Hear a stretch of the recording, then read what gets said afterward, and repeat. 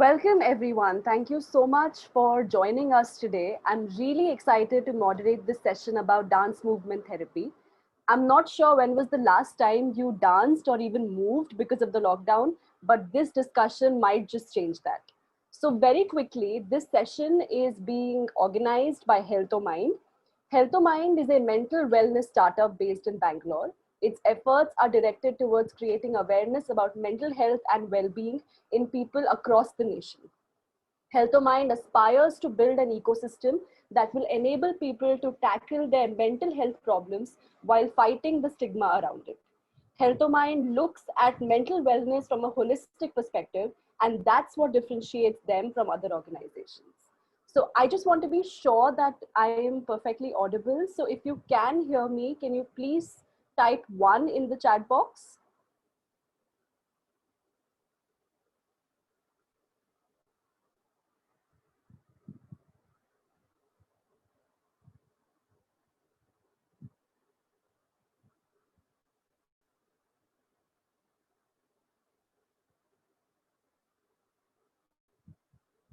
For people just joining us, please type 1 in the chat box if we're audible and visible.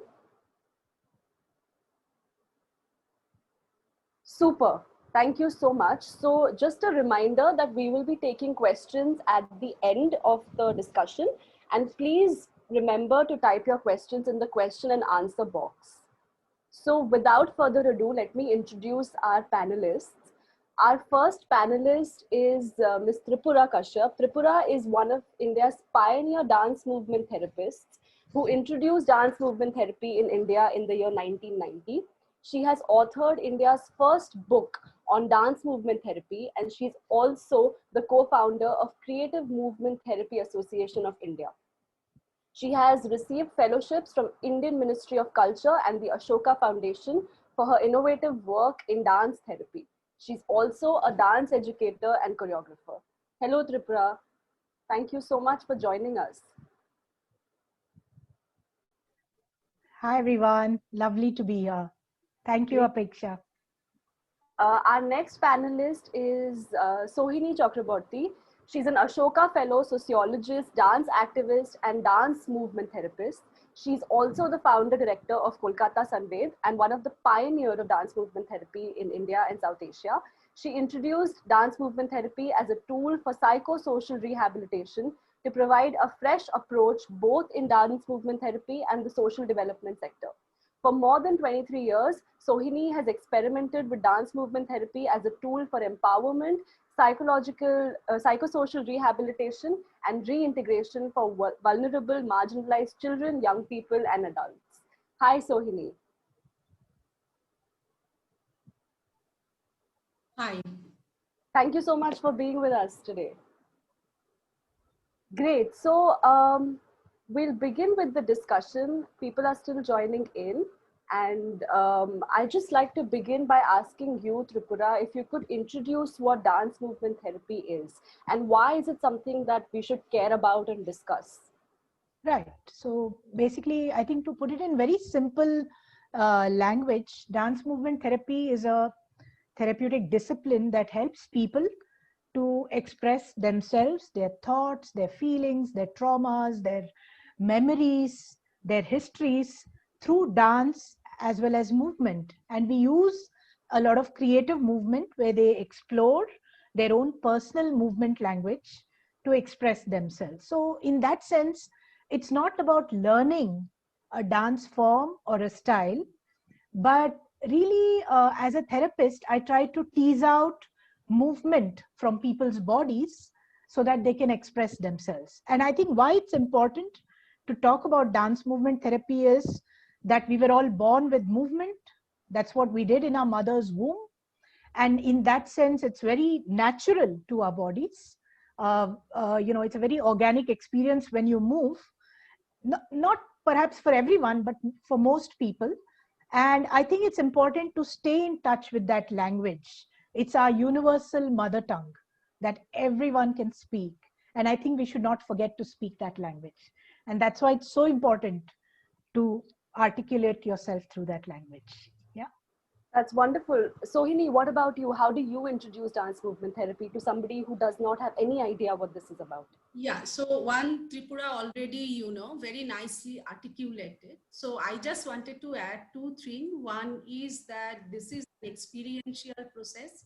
So experience is very important. And our, like the way Tripura said that we express through this language. And, this really helps. This gives a power a person and, for the holistic self. That's so important, and that's why DMT is has a such a power, because it's connect the physical self, emotional self, cognitive self, spiritual self, and the social self. So that means, it's working with the holistic self and the mind body together. So it's a mind body integrated approach. Absolutely. So, most often professionals, especially in knowledge work, tend to focus entirely on their minds. We speak about stress, we speak about being burnt out, and we largely address our mind. But what you are telling us, Tripura and Sohini, is that the body is very important. So, why do we have to talk about the body and mind together, Tripura? And what is the way we can change this narrative a bit? Yeah, I think like even today, I mean, the fact that our country is full of dance forms and styles, thousands and thousands of them. And even today, when I walk into a workshop and I get ask people to move, most people would tell me something like, "Oh, I have two left feet. Can you just show me the movement, and then I'll go and do it with my children or adults that I work with." And that's the kind of statement I'm always surprised by. And I feel that this is because the body has been completely ignored as a creative modality, that the body language has its own expression. It can think, it can speak, it can memorize, it can express, it can communicate. And I think that's not being explored enough, whether it's in a special school, in a hospital, in a de-addiction center, in a prison. It's all to do with the mind. The mind is supreme, the words are supreme. It's the body is completely used as a functional tool to do things, to sit, to stand, to walk, to talk.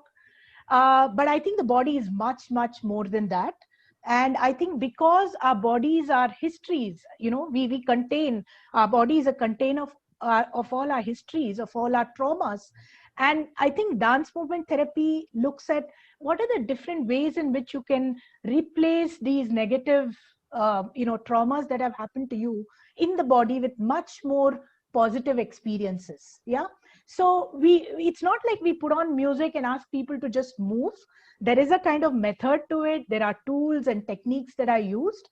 We begin with movement building and seeding, where we seed people into their own body language. We help them to discover it, and then we get into movement expression, yeah, where they begin to express their feelings, thoughts, emotions. And then there is something called resolution. So whatever they're going through, um, there are movement solutions to it, to put it in a very simplistic way.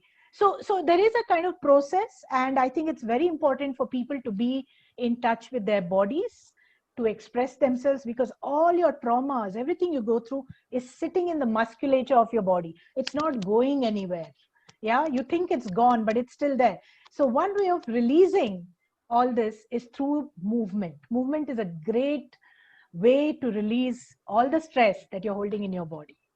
Yeah. Absolutely. Sohini, what about you? And how else do we integrate the spirituality of the mind and the body in dance movement therapy? If you could Yeah, also talk about that. so I just wanted to add one thing, that this is a science. We need to understand that. It's a science, because when I am connecting, so how brain and body connected through our nervous system, right? Through our spine. So it is a science. If something happening, first our body give the signal, right? If you are saying the stress, but it's give headache, like all the somatic thing, but we are not aware with that ignorance. So I think dance movement therapy give that awareness. So as soon as you are getting that awareness about your body and you are channelizing all those energy positively, so your happy hormones also started to work. And you can restore a lot of positive things into the body. So that's why it's science. Even the neuroscientists like Bessel van der Kolk and all, they are saying that if you are in stress, if you are in trauma, your work must be started with the body, because it's, you know, it's restored very deeply, and especially the sensation. And as a human being, we want to run away from those. But through dance movement therapy process, that's Tripura also mentioned that it's a process. It's not I'm going and coming and dance. So I am really seeing myself through the process. Definitely there is in the beginning, there is a fear to, you know,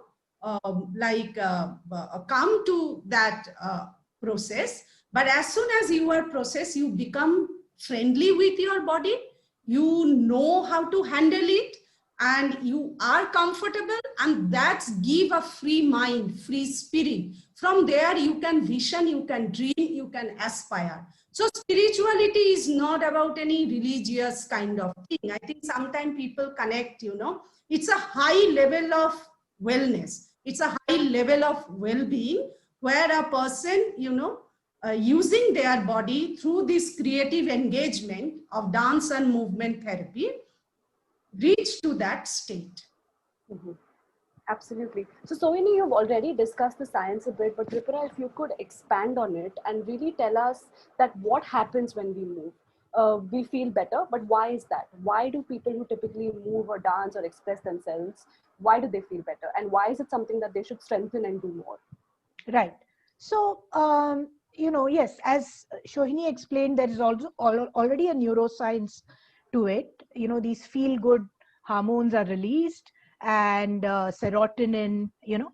And apart from that, what I feel is, this is what I've noticed in my workshops. So I'm telling you about it, that as people move, I think the blood circulation increases, the joint mobility increases, the flexibility increases. There you're watching other people move, there's a social you know, interaction that's constantly happening, and then you are getting in touch with a very primal source, a very primal source of movement within yourself. And as you begin to express yourself, we also create something called a movement activity basket. Yeah, Shohini also is very familiar with that. And in that basket we have activities with different therapeutic heads, like body coordination, like self-awareness, body awareness, group coordination. So for each head, under each head, we have different activities. So it's almost like we are bombarding the body with a wide range of movement experiences. And throughout the day, throughout the week, when you know, go through these different kinds of movement experiences, the body gains something called a personal movement language or a vocabulary. The movement, you know, repertoire begins to expand, and you feel much more confident in your body. You feel much more confident about using your body language along with your words. And I think that's where movement plays a big role in our lives, to kind of get us to you know, develop something that I call the verbal physical synchronicity, which is very important for us, especially because 75% of our body language is used as communication. 75%. And we don't realize it, right? I mean, we are reading people's body language. We are they are reading our body language, but we don't realize it. Yeah, we pay too much of attention to words and the mind. Yeah. So I think it should be, in fact, health or mind body. Yeah. Exactly. That's a great point. Sohini, Tripura has already talked about some of the concepts that dance movement therapy entails, but could you describe to our viewers right now, what is a typical session like, and what really happens when somebody attends a dance movement therapy session?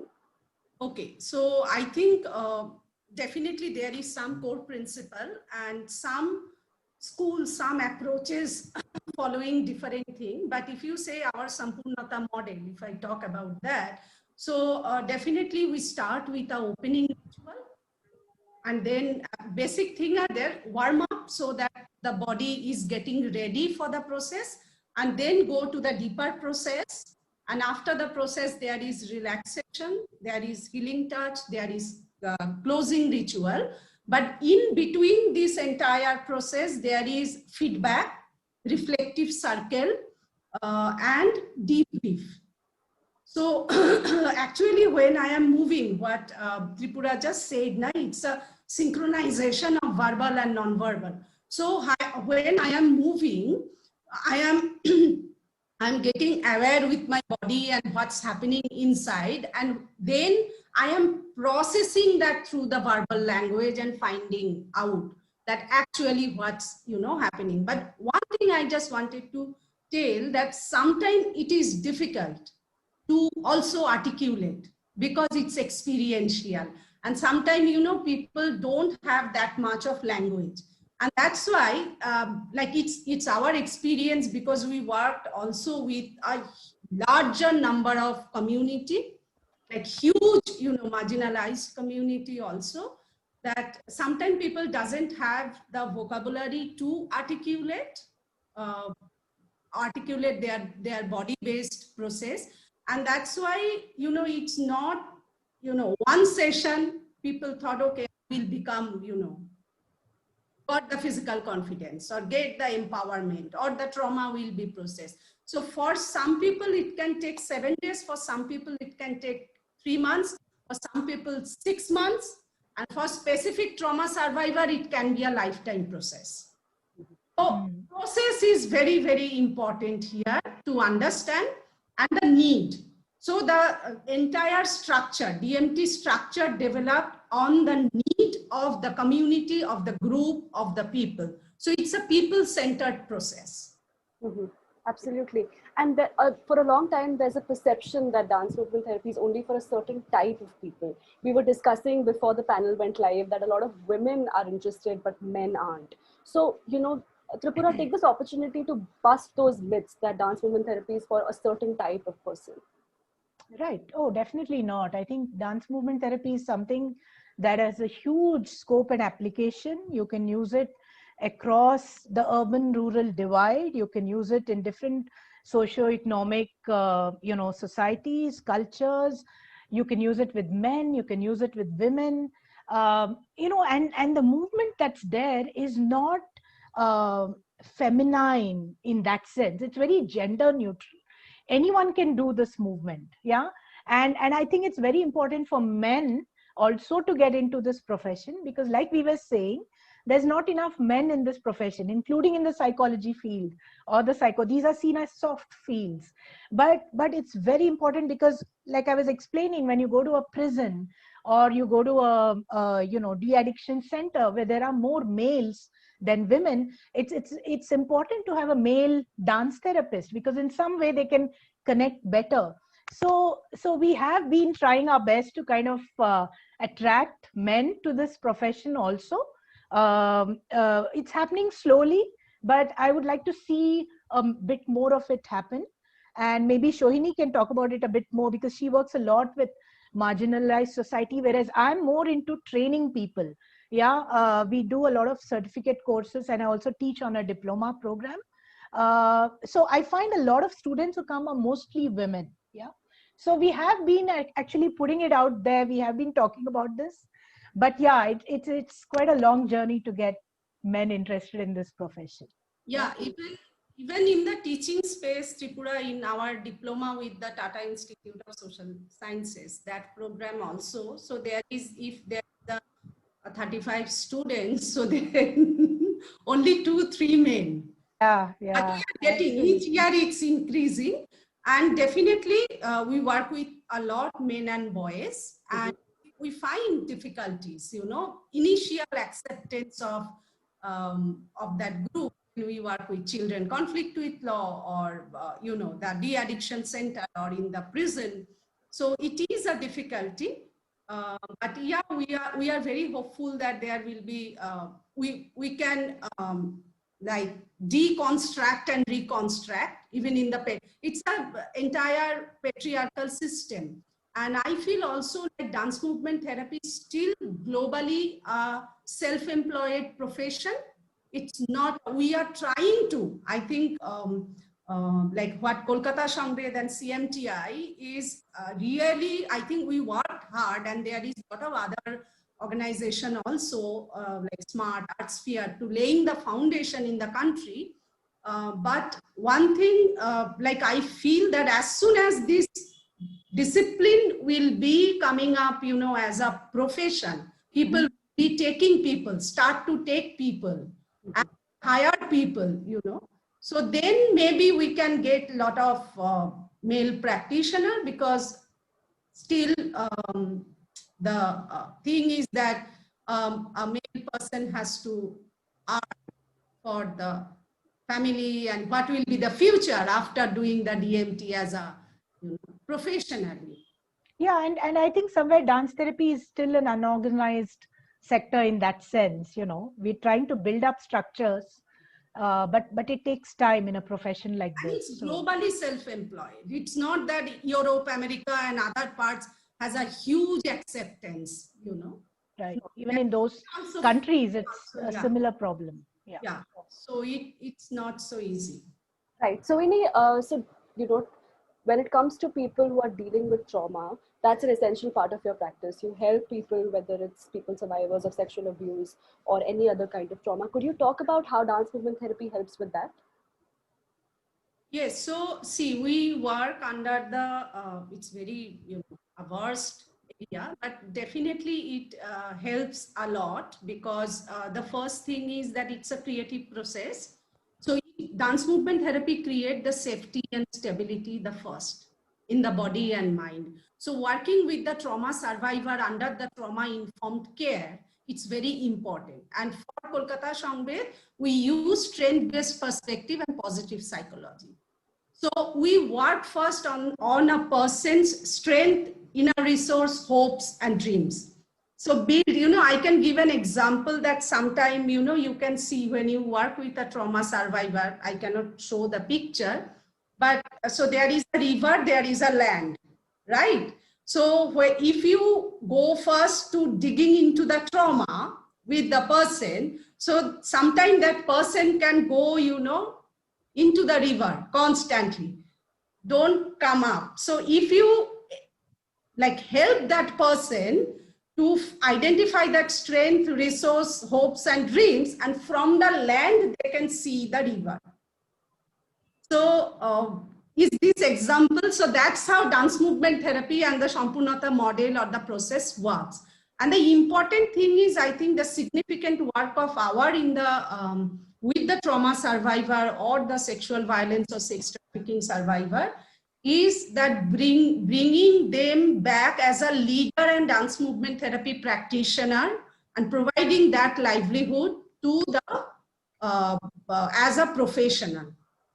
So yes, so that's how we work, and it takes long time. It's a huge, process. So it's for 6 months, then 1 year, then Yeah. 3 years to one group to come this position, and then come to the academic training also. That's very insightful, Sohini. Thank you so much for sharing that with us.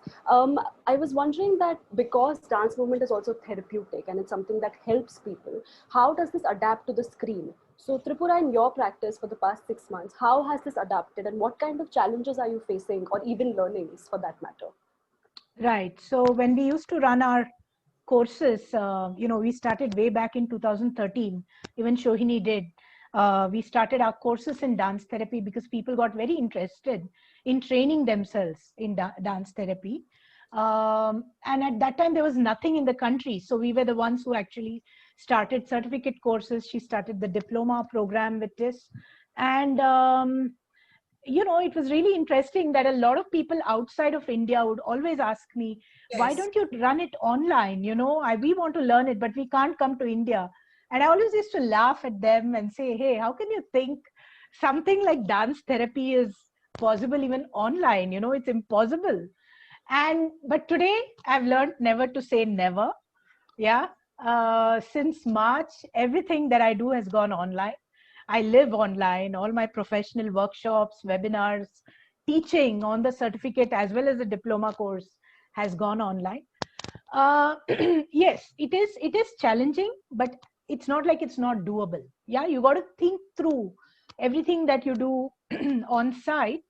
and you got to figure out a way of adapting certain activities to the online medium. So for example, I mean, I do this really silly exercise called follow the finger, where you got to follow your finger wherever it goes. And so I had to think, okay, how do I adapt something like this online? So in the beginning, it's just the face and the, you know, and the head, sorry, head and eyes. And then it's the whole body, because, you know, you're sitting in your chair and moving your whole body. And then you're getting out of the chair because the finger wants you to move in space, in different levels, different directions and planes of space. And then you say, okay, now you have two fingers. You can follow whichever finger you want. You know, you decide. And then you can say, can you let your fingers talk to each other? Like, let them have a conversation with each other. And now can you link your fingers and let that circle of love go around your body? So it's not like you can't do it, but I think you need to kind of figure out how to adapt it online. And of course, certain things, it's just impossible, like group dynamics. It's very difficult to, you know, do it online without the human engagement, without exploring the energy between bodies, which is called as antardeham, you know, the space between the body. So yes, some things are missing, but a lot of theory one can teach of dance therapy. But I think the experiential parts, I do work with individual clients, and I have also worked with special needs children online. And that for me is the most, you know, somehow fulfilling experience, because there were like 13 special needs children along with their parents and their siblings taking part online in this movement therapy session. And that was really amazing for me. Also, I learned so much. And even with the special needs children, they learned with their parents how to bond with each other through movement. Yeah. So in that sense, yeah, like I said, you just learn to live with whatever life throws at you, you know, all the challenges. And you just learn to be a good shock absorber, and you learn to build your inner resilience, so that, and you need to be very creative and innovative. Yeah, I think that's the mantra of these times now. You know, how are you going to adapt? How are you going to change yourself? You cannot be stuck to your older self, right? You need to change yourself. There's a younger generation all the time that doesn't know what dance therapy is. And so that awareness building activity is endless. It goes on. It's begun in 1990, but it's still going on. And thanks to online, I think it's really spread, you know, I mean, because there's so much more possibilities of reaching out across to different cities, continents, countries. Yeah. So for me, in the virtual space, we are working. But before working, we first, because again, I said we work with large, huge, because last more 15 years, we work with more than 65,000 marginalized people and the, you know, members. And so before going any session, we developed a psychosocial dance movement therapy protocol, ethical guideline. So what you have to do, you know. So those are, for example, like how to maintain the physical distance. So we don't call social distance because we are socially connected. Social distance is a very stigmatized word sometimes. So it's a physical distance, and then, you know, like don't touch your face. So even in the movement space, so those are very, very important thing, that how you will be standing and making a person, prepare that person before going to session with this safety protocol. And the underlying principle is do no harm. Because it's so important, we are not able to interact with them in person. So my session, because we have to really think through that what kind of session must be taken this time through the virtual mode. Because it's very important. If something deep, you know, trauma-based process you lead in an online session, and then that triggered something, and you have no way to handle those. Whether it is individual or marginalized or anywhere. So it is very important. So we have a psychosocial protocol, do no harm policy, and maintain those of ethical part. And yeah, regularly we run 4 to 5 community sessions besides teaching, webinar, and all of this. Right. And what Sohini is saying is so important, because that's what we do even in a dance therapy session, right? There are guidelines you give people before they begin to move, like, maintain non-judgmentality, or be like a child, or use the I statement. So usually we have these guidelines. And I think what Sohini is saying, very important. It's also important to have guidelines for online sessions. Yeah. Make sure your camera is on throughout, mute yourself, make sure there's enough Sometimes, space because our that you country, our country doesn't have also the luxury, to reach out through online to everybody, because I think only 25%, if I remember the real statistics, has the opportunity to access online. So the digital divide, even, the mental health well-being session. So that's why I think Tripura also, I think we also explore different way. Sometimes it is also, we have seen that some survivor, it is difficult for them to work from their own house. So they ask that, okay, guide over telephone, what kind of creative activity. And I can, so we have to explore different ways. So that's why it's so important. Don't start any online session. This is my message. If people are really listening today, absolutely, any online session randomly. Before, doing the online session, please first talk to those group, community, person, prepare them, and then start, because the safety and do no harm is so important for mental health and well-being. We should not forget our goal. For what reason, for what purpose we are working. We are not working to exhibit ourselves. Absolutely. For the people. So the module, the session has to be by the people, for the people. So that's very important, Yeah. Do no harm should be the rallying cry for this time anyway. So thank you so much. I think this was a great overview of what dance movement therapy is. And now for everybody who's joined us, we'd love for you, Tripura and Sohini, to do a little bit of a demonstration to show us what really happens in a classroom or in a studio. What do you really do? And maybe people who've joined us can actually just follow the steps at home. You don't have to switch on your video, so nobody is going to judge you. Just do it at your own pace, and let's just enjoy. Tripura, would you like to begin? Sohini can start first, because then I'll do a cool down activity to kind of follow us. Okay, so I also do not have much space. So no problem. Stay the activity on a very, what I say, very, because we don't know who are participating. So I will tell everyone who are in this group, just, just relax in your, in a comfortable seat, and you can close your eyes, breathe in, breathe out for 3 times. Just check what's happening in your body right now. From head, you can just, if you feel, you can, slowly move your head, your shoulder, just check that where your body is stiff, what they are talking about, whether the muscles are stiff. So just check.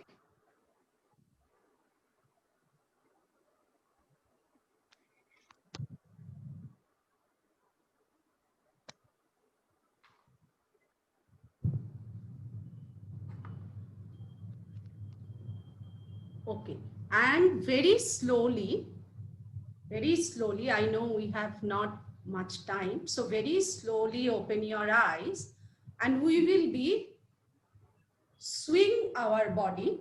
I will play a music. I hope it will be audible. We will be swing our body first slowly and then go into the first pace. So from slow to fast, and then we will come fast to slow. So it can be, and if you feel that, some part of your body is really stuck, so you can really swing with that. But again, I am saying, I really don't know how many participants are here. So do it with your physical ability and with your comfort. So I'm playing a music. I hope you will be able to see it. And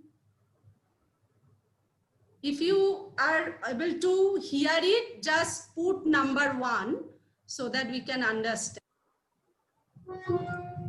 So just slow.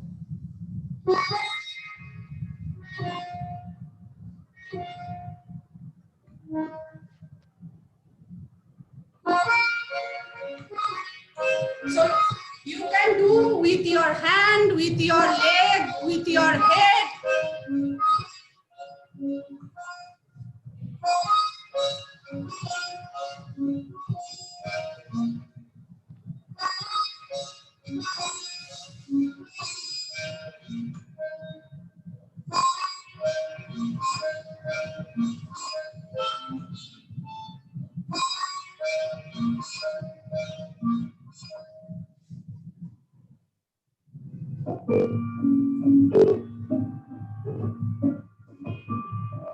Apekshita, join. Yes.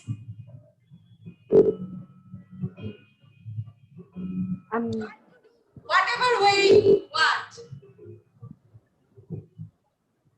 I'm following you. I'm taking mental notes, Sohini.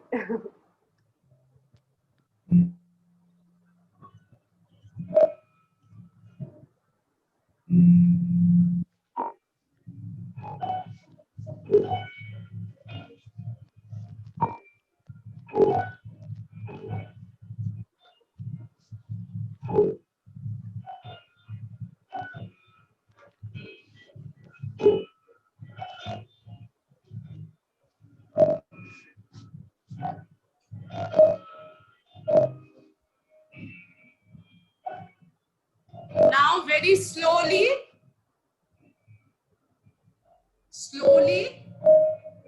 we will take 1 more minute.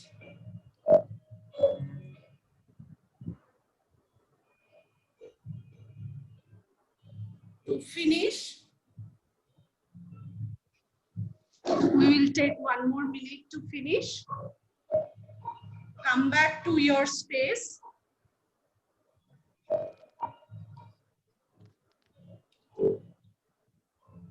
We will be coming back to our space.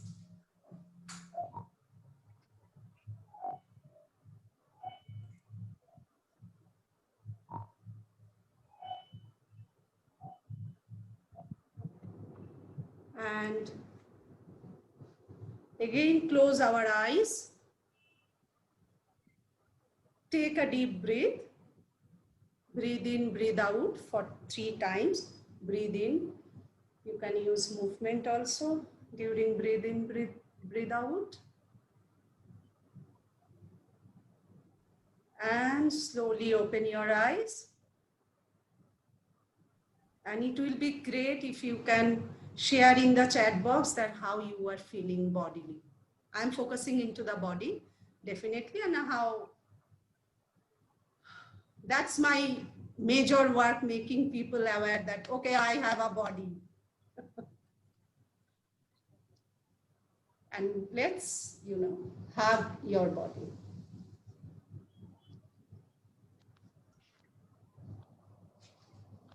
Yeah. So those of you who joined us, could you please tell us in the chat box, how do you feel, how this experience was like?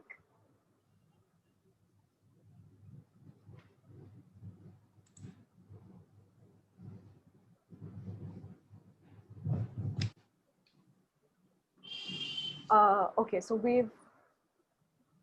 somebody has pointed out that the chat box is disabled. So I think we'll just move on, Tripura, if there's an activity you'd like our participants to do.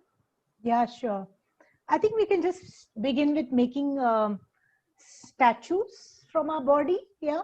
So I'm going to count from 1 to 8, and then we make different kinds of statues. Okay. Do whatever you feel like. Yeah. We played this statue game when we were small children. All right. So don't copy me or Shohini, just do your own statues. Yeah. So 1, 2, 3, 4, 5, 6, 7, 8. Okay. All right. Beautiful. And this time, Shohini will be my demonstrator, but you don't have to copy her. And this time, I'd like you to make statues of feelings that you've been feeling for the past few days. Okay. Considering the lockdown, considering the recurring lockdowns, considering the way that our lives have changed for us. So just very simple statues of feelings. Yeah. And I'm again going to count from 1 to 8. So go ahead, Shohini. Okay. And everyone else. So 1, 2, 3, 4, 5, 6, 7, and 8. Okay, beautiful. Thank you so much. And now I'm going to put on some music, and I'd like you to express through your body how you've been feeling for the past few days through movement this time. Yeah, you just did statues, but this time let's see if you can move and express how you've been feeling. Okay, let's go.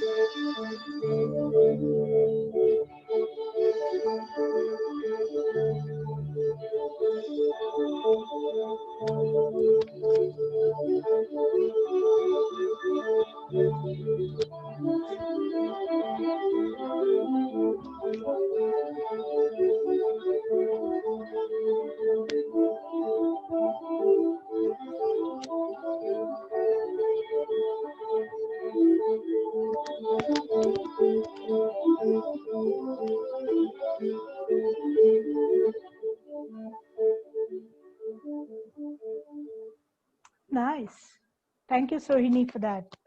And now I'd like us all to kind of express gratitude for everything that we've got so far, for everything that we've received, the fact that we're all still alive, kicking, and we are there to help others whenever they need. Yeah. And I'd like us all to do this through a namaskar. Yeah. So I'd like you to let the namaskar go in different directions, wherever you want it to go. But as you keep moving the namaskar, I'd like you to think about everything that you're grateful for. Okay? All right? Let's go. Together. You can close your eyes if you want.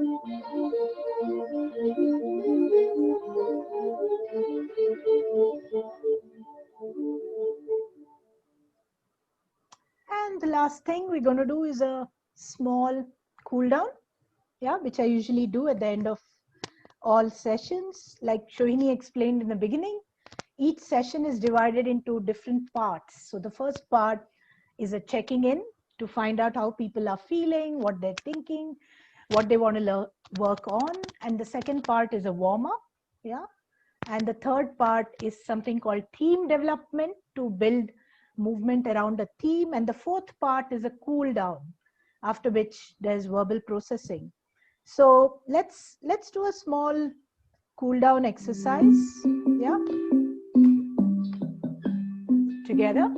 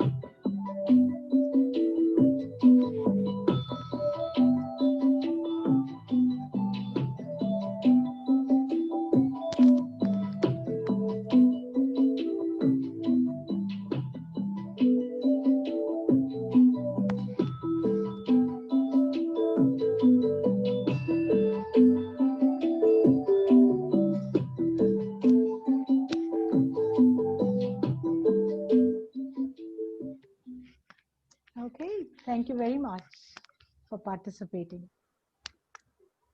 Thank you, Tripura. Thank you, Sohini. We already have a few comments. People say it feels good, that it's interesting, it's peaceful.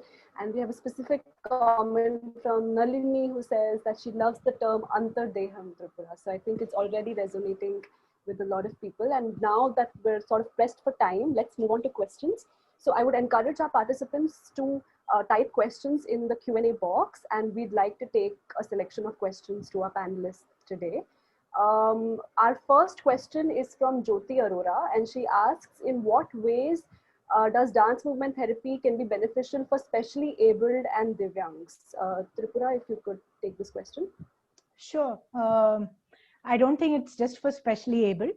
It's also, I find a lot of normal functioning neurotypical people have the same problems that children with special needs have.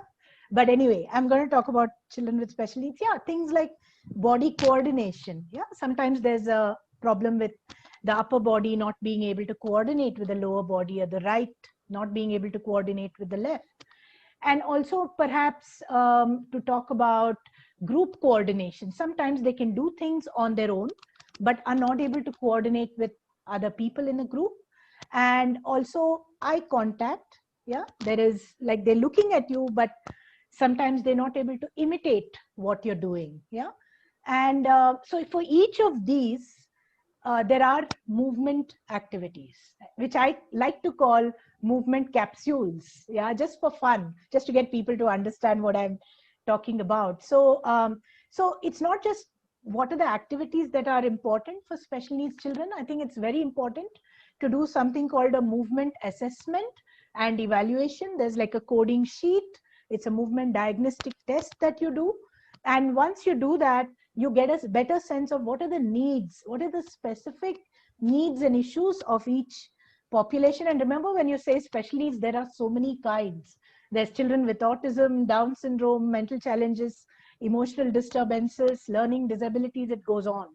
So I think it's good to work case by case with each child, get to know the child through movement, understand the child's movement vocabulary, and then we do. And interestingly, what is interesting about dance therapy is it's developmental. You begin where the client is, and that for me is something that, for me it really broke up a lot of myths about dance when I learned that, you begin where the client is. So if a child with autism can just do this, you begin with that movement. You make it go slow, fast, you make it go slow, you make it go up, down.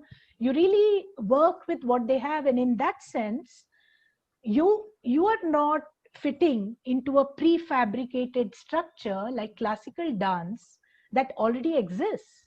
You're not having to become a Bharatanatyam dancer, but it's the other way around. Dance adapts itself to your own body. Yeah. And that's what I think, that's where it comes in very useful when you're working with special needs children, because there's nothing like a wrong movement. Everything they do is their movement. It's their personal self-expression. Yeah. So like Shohini said, it's a long process that you go through. Like it takes almost 6 months to a year to see perhaps what we call improvements, or to see things that are, really getting better in the child, maybe the body coordination, etc. But yeah, it's possible to use movement with them, definitely. Super. Sohini, we have a question from Darshana, who is wondering, how does dance movement therapy aid survivors of domestic abuse? Can you repeat the question? How does dance movement therapy aid survivors of domestic abuse? Like help survivor of domestic abuse? Yes.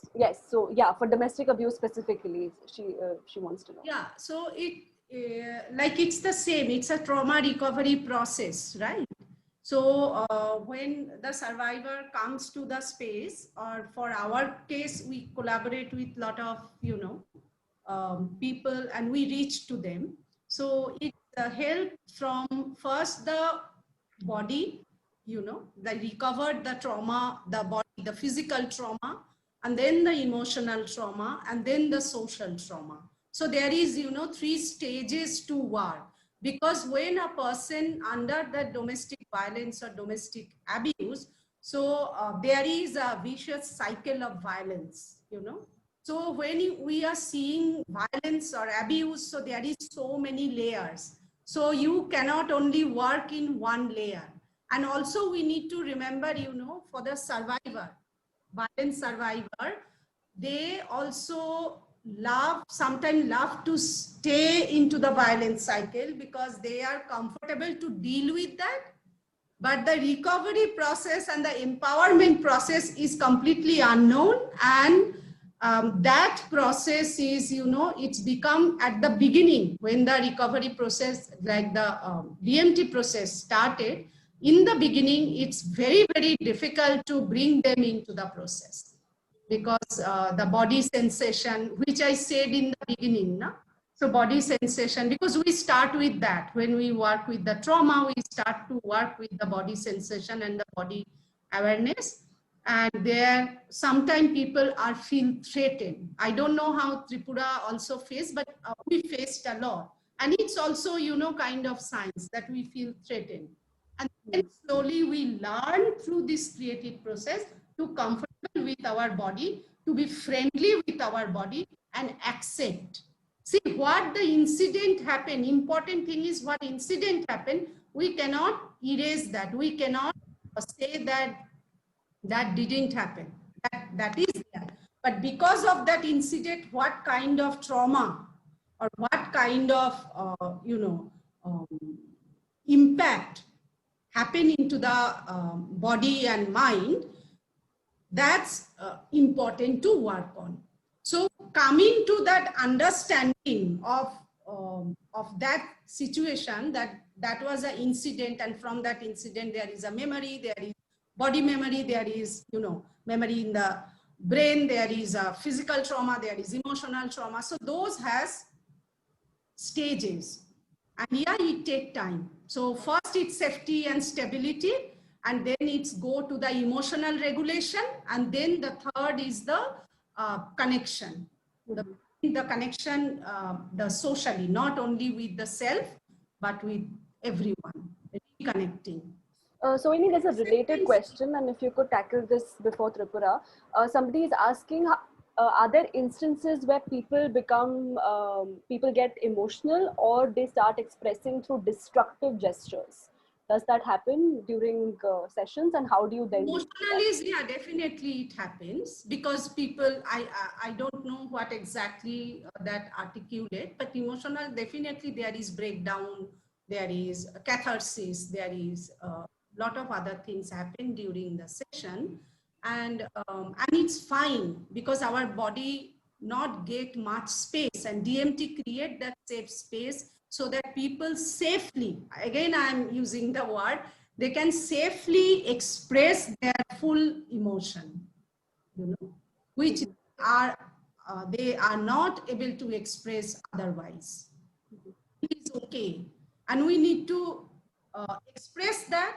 Then it's easy to accept that also, and accepting a new energy, restoring a new energy into the body. Sure. Tripura, there's a question about if there's increased awareness and demand for DMT now, and do you see a rise for DMT in corporate wellness and employee engagement initiatives? Yeah, in fact, I've been doing a lot of workshops in relation to employee engagement, where employees are working from home right now. So a lot of companies are calling to say that, can you do a 1-hour session on stress release through the body? And interestingly, there's a new term which is like lockdown burnout. I'd never heard of it, but like this is something that's coming up a lot, that people are getting burnt out sitting at home, and there's so much of there's no space anymore between there's no boundary anymore between the workspace and the personal space, so it's all getting very mixed up.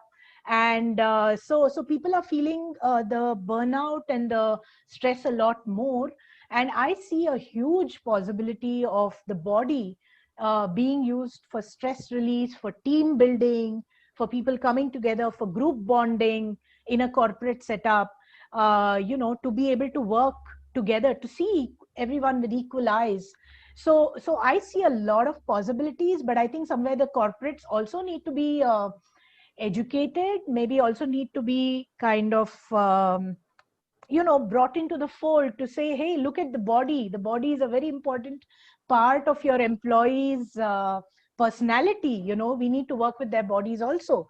So it's happening slowly, but I think hopefully after the pandemic goes away and we see the light at the end of the tunnel, maybe we can continue with this thing of reaching out to the corporates, because after all, people who also work in corporates are human beings.